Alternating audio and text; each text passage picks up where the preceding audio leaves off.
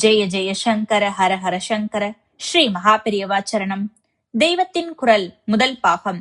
தேவதாமூர்த்திகள் அவதார புருஷர்கள். அம்மா. தாய் அன்பை போல கலப்படமே இல்லாத பூரணமான அன்பை இந்த லோகத்தில் வேறெங்குமே காண முடியவில்லை. பிள்ளை எப்படி இருந்தாலும் தன் அன்பை பிரதிபலிக்காவிட்டாலும் கூட தாயாராகப்பட்டவள் அதை பொருட்படுத்தாமல் பூரணமான அன்பை செலுத்திக் கொண்டே இருக்கிறாள். பெற்ற மனம் பித்து, பிள்ளை மனம் கல்லு என்று இதைத்தான் சொல்லுகிறோம். தேவி அபராத ஷமாபண ஸ்தோத்திரம் என்று அம்பாளிடமே நம் குறைகளை சொல்லி மன்னிப்பு கேட்டுக்கொள்கிற துதி ஒன்று இருக்கிறது. அதில் துஷ்ட பிள்ளை இருப்பதுண்டு, ஆனால் துஷ்ட அம்மா என்று ஒருத்தி கிடையவே கிடையாது என்று வருகிறது. பரிபூரணமாக அன்பையும் தன்னலமே இல்லாத உழைப்பையும் அம்மா ஒருத்தியிடம்தான் பார்க்க முடிகிறது. குழந்தையாக பிறக்கிற போதே அம்மாவிடம்தான் ஒட்டிக்கொள்கிறோம். ஆகாரம் தருவதிலிருந்து சகலத்துக்கும் அவள்தான் குழந்தைக்கு கதியாக இருக்கிறாள். வயது ஏறுகிற சமயத்தை விட பால்யத்தில்தான் தாயார் குழந்தை இருவருக்கும் பரஸ்பர அன்பு மிக அதிகமாக இருக்கிறது. அதிலும் மனித இனத்தை விட பசுக்குலத்திடம்தான் இந்த அன்பு நிரம்பி ததும்புகிறது. கன்று அம்மா என்று கத்துவதில் உள்ள ஆவல் மாதிரி வேறெங்கும் அன்பை பார்க்க முடியவில்லை. இதை பார்த்துதான் மனுஷ ஜாதியே அம்மா என்று கூப்பிட ஆரம்பித்ததோ என்று தோன்றுகிறது. தமிழில் மட்டுமில்லாமல் தெலுங்கு, மகாராஷ்டிரம், கன்னடம் முதலிய பாஷைகளிலும் அம்மா என்றே தாயாரை சொல்கிறார்கள். மலையாளத்தில் அம்மை என்பார்கள். சமஸ்கிருதத்தில் மா என்றும் அம்பா என்றும் சொல்லுவதும் இதேதான். ஹிந்தியில் மா, மாயி என்கிறார்கள். இங்கிலீஷ் மம்மி, மம்மா எல்லாமும் கன்றுக்குட்டியின் அம்மாவிலிருந்து வந்தவைதான் போலிருக்கிறது. இந்த அம்மாவின் அன்பு ஒரு பக்கம் இருக்கட்டும். இவள் இந்த சரீரத்துக்கு மட்டும்தான் அம்மா. அவளுடைய அல்லது நம்முடைய சரீரம் போன பிற்பாடு இந்த அம்மாவுக்கும் நமக்கும் சம்பந்தமே இல்லை. அப்புறம் வேறு கர்ப்பவாசம், வேறே அம்மாள் வருவாள்.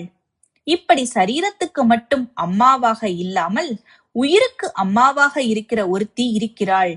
சரீரம் அழிகிற மாதிரி உயிர் அழிவதில்லை.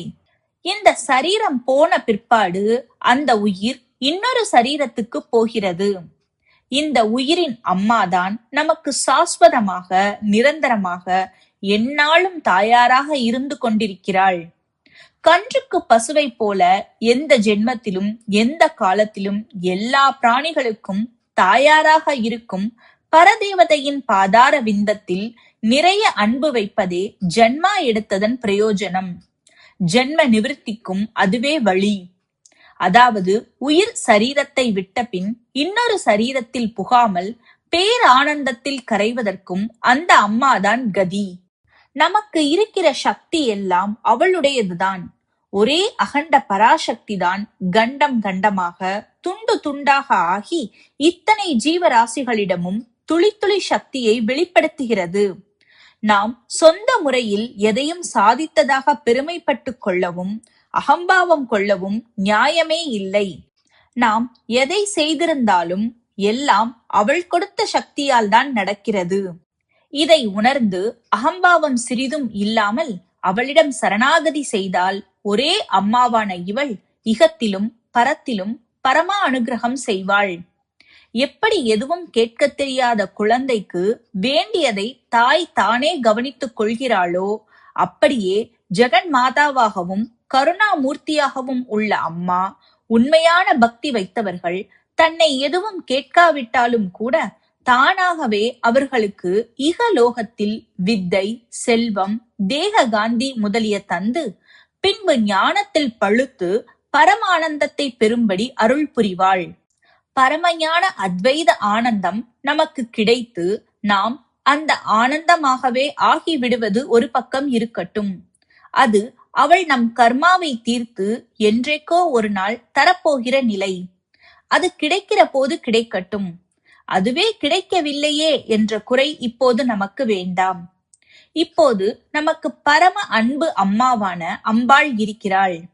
அவளுடைய அன்பை நினைத்து அவளிடமும் நாமும் அன்பை செலுத்துவதற்கு இப்போதே நமக்கு சாத்தியமாகிறது. இதிலுள்ள ஆனந்தத்துக்கு மேல் நமக்கு எதுவும் வேண்டாம். அம்பாள் தியானத்தை விட நமக்கும் நம்மாதிரியே அவளை அம்மாவாக்கிக் கொண்ட சகல லோகத்துக்கும் நிறைவான இன்பம் வேறில்லை.